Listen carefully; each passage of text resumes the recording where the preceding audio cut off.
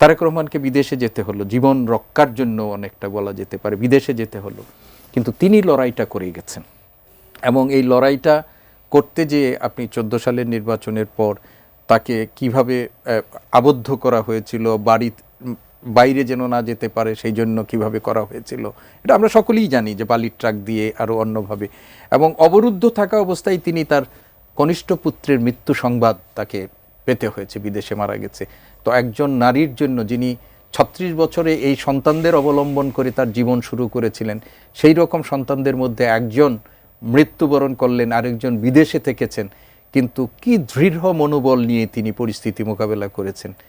তাতেও তাকে যখন বসে আনা যায়নি, তখন আমরা সকলেই জানি 2018 সালে তার বিরুদ্ধে যে মিথ্যা মামলাটি করা হলো এবং তাকে যেভাবে কারাগারের নির্জন প্রকোষ্ঠে তাকে আবদ্ধ করে শেখ হাসিনা তার জিজ্ঞাসার করলেন। এর আগে যখন তার আবেদন করা হলো, বলা হলো রাষ্ট্রপতির কাছে ক্ষমা ভিক্ষা করে না যাওয়া ছাড়া আর কোনো উপায় নেই।